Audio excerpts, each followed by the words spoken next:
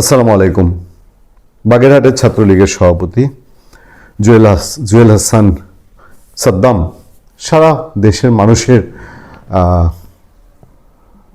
একেবারে হৃদয় নাড়িয়ে দিয়েছে। সারা পৃথিবীর মানুষের মধ্যে বাংলা ভাষাভাষী বাংলাদেশের দিকে যাদের টান আছে তাদের মন নাড়িয়ে দিয়ে গেছে। নিজের স্ত্রী সন্তানকে এইভাবে হারানো, কত কত দুর্ঘটনা ঘটে, কত কত অপমৃত্যু ঘটে, কিন্তু এইভাবে হারানোর নজির পৃথিবীতে খুব কম। এটা ধরেন যদি হতো যে জঙ্গিবাদী টেরোরিস্ট তাকে আমেরিকা নিয়ে গোয়েতামালার বেতে বন্দি করে রেখে দিয়েছে, তাহলে মনটাকে বুঝ দিতাম। কিন্তু আমার দেশের সরকার, ছেলেটা জামিন পেল, তার স্ত্রী সন্তানকে হারিয়ে জামিন পেল। জামিন পাওয়ার পর কবর জিয়ারত করেছে, আর তার চোখে মুখে আমি যে শান্ত ভাব এবং তার চোখে যেই উদাসীনতার ছায়া আমি দেখতে পাচ্ছি, যে মনে হচ্ছে যেন সব থেকেও কিছুই নাই এই পৃথিবীতে। সেই ছেলেটি এমন এমন কিছু তথ্য দিয়েছে জেল নিয়ে নতুন করে বলার কিছু নাই। যাদের জেলের অভিজ্ঞতা আছে এবং জেল সম্পর্কে খোঁজ খবর রাখেন তারা জানেন, মানে বুক ফাটা কিছু কথা। এবং এই ক্রোধ জানি, মানে ঘটনা সত্য আমরা সবাই জানি, কিন্তু প্রমাণ তো করা যাবে না, কেউ প্রমাণ করতে পারবে না। এবং এই জেলে বসে থেকে যারা এইসব জেলখানার ব্যবসা করে, কোটি কোটি কোটি টাকার জেলের ব্যবসা, জানেন তো, সেইখানে এই ছেলের যার বিরুদ্ধে অভিযোগ তার হয়তো কিচ্ছু হবে না, কিন্তু প্রকৃতির কাছে সে হয়তো বিচার দিয়ে রাখছে। জামিনে মুক্তি পেয়ে জেলারের বিরুদ্ধে ঘুষ চাওয়ার অভিযোগ বাগেরহাট ছাত্রলীগ নেতার।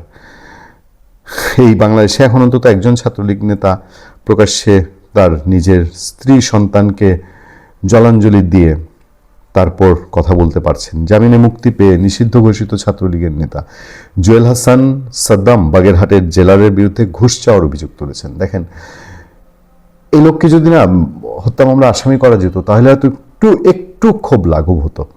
যশোর কেন্দ্রীয় কারাগার থেকে বেরিয়ে গতকাল বুধবার সন্ধ্যার পর বাগেরহাটে পৌঁছান জুয়েল। এ সময় স্ত্রী সন্তানের কবর জিয়ারত করে গণমাধ্যম কর্মীদের সঙ্গে কথা বলার সময় তিনি ওই অভিযোগ করেন। তবে অভিযোগ অস্বীকার করেছেন বাগেরহাট জেলা কারাগারের জেলার খন্দকার মোহাম্মদ আল মামুন। আপনারা জানেন, এটা নিয়ে আসলে বলতে চাই না কিছু। এখন মামুন সাহেব তার নিজের বিবেককে জিজ্ঞেস করবেন। মামুন সাহেব তার স্ত্রী সন্তান আছে নিশ্চয়ই, আর না থাকলে হবে, বা তার মা আছে, তার বাবা আছে, হ্যাঁ, তার নিজেকে একবার এই জুয়েলের জায়গায় তাকে নিজে জিজ্ঞেস করবেন যে আমি কি জুয়েলের সঙ্গে জুয়েলের জায়গায় এই সাদ্দামের জায়গায় দাঁড় করিয়ে জিজ্ঞেস করবেন যে আমি কি আসলে এই কাজ করেছি কিনা। গ্রেফতার পর গত বছর 6 এপ্রিল আদালতের নির্দেশে জুয়েল হাসানকে বাগেরহাট জেলা কারাগারে পাঠানো হয়। 22 জুলাই 2025 বাগেরহাট থেকে তাকে প্রশাসনিক কারণে যশোর কেন্দ্রীয় কারাগারে স্থানান্তর করা হয়। তবে জামিনে মুক্তি পেয়ে বাগেরহাটের জেলার বিরুদ্ধে ঘুষ চাওয়ার অভিযোগ করেছেন তিনি। এ বিষয়ে একটি ভিডিও সামাজিক যোগাযোগ মাধ্যমে ছড়িয়ে পড়েছে। ওই ভিডিওতে জুয়েল বলেন, বাগেরহাটের জেলার আমার কাছে 5 লাখ টাকা দাবি করেছে, যে যদি বাগেরহাটে থাকতে হয় 5 লক্ষ টাকা দিতে হবে।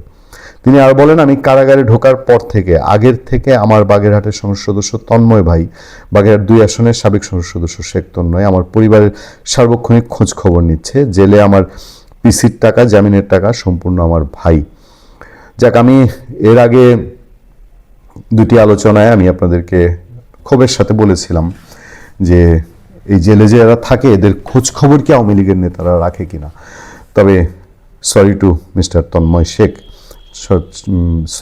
মিস্টার শেখ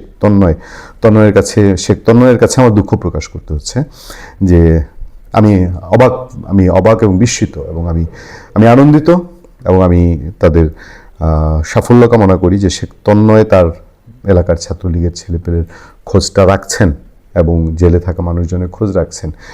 এটা আমার ধারণা ছিল, কারণ অনেক জায়গায় আছে, আমি দেখেছি, আমাকে ফোন করেছে, আমাকে বহু জায়গা থেকে বহু সময় ফোন করে যে স্যার আমরা তো এই অবস্থায় আছি, আমাদেরকে কেউ এখন। আমি বললাম যে ভাই, আমি তো পেশাদার সাংবাদিক, আমার তো আর আপনাদের এগুলো দেখার বিষয় না। আমি শুধু কথা বলতে পারি, আমি লিখতে পারি, আমি ভিডিও বানাতে পারি, কিন্তু আমার তো এর বাইরে কোনো মধ্যস্থতা করারও আমার সুযোগ নেই, বা আমি কারোর জন্য কিছু করতে পারি না। আমি বলতে পারি, এবং সেই বলাটা বলি যে আওয়ামী লীগের বহু নেতা কর্মী তাদের বহু কর্মীর খোঁজ নেয় না। সেই জায়গা থেকে আমি শেখ তন্ময়ের এই বিষয়টা না জানার কারণে তখন বলেছি আই এম সরি। যাক, শেখ তন্ময় খোঁজ রেখেছেন। নিজেকে নির্দোষ এবং রাজনৈতিক বন্দী দাবি করে জুয়েল বলেন, আমার স্ত্রী অনেক হতাশগ্রস্ত ছিল, আমাকে 3টে মাস সেলে রাখা হয়েছে, সেলবন্দি। তবে কারা কর্তৃপক্ষ অভিযোগ অস্বীকার করে বলেছে এই বন্দী শুরু থেকে অনেক বেশি আক্রমণাত্মক ছিলেন, বিভিন্ন জনকে গালাগাল এমনকি মারধর করেছেন। নিরাপত্তার জন্য তাকে সেলে দেওয়া হয়েছিল, সেখানে চলাচলটা সংরক্ষিত থাকে, সেল কোনো শাস্তির জায়গা নয়। এটা নিয়ে কোনো তদন্ত প্রয়োজন আছে কিনা কারাগারে জেলার খন্দকার মোহাম্মদ আল মামুন তিনি বলছেন, আচরণের কারণেই তাকে যশোরে পাঠানো হয়েছিল, এখানে অন্য কোনো ঘটনা নেই। আর জেলার চাইলেই কাউকে অন্য জেলায় স্থানান্তর করতে পারে না, এ ধরনের ভিত্তিহীন কথার আমি প্রতিবাদ জানাচ্ছি। বাগেরহাট কারাগারের নথি অনুযায়ী বন্দী অবস্থায় গত বছরের 12 এপ্রিল জুয়েল একজন সেল ইনচার্জকে হুমকি দেন এবং গালাগাল করেন। 6 জুলাই অপর এক বন্দীকে মারধর করেন। আচ্ছা, এই রিপোর্টে আরও বলা হচ্ছে বাগেরহাট জেলার তারা বলছেন যে সাদ্দামের বিরুদ্ধে অভিযোগ ছিল, তিনি যশোরে স্থানান্তরের পরে কেন এই ঘুষের অভিযোগ তুললেন না।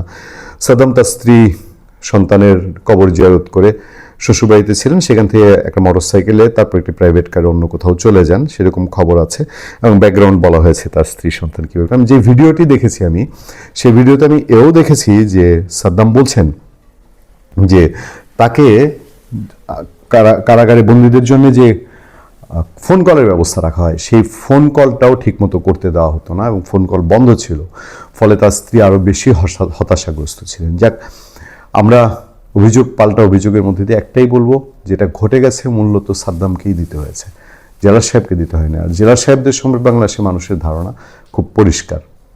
ভালো থাকবেন, সুস্থ থাকবেন। আপনাদের সাথে আমি আতিক রহমান, পূর্ণিয়া।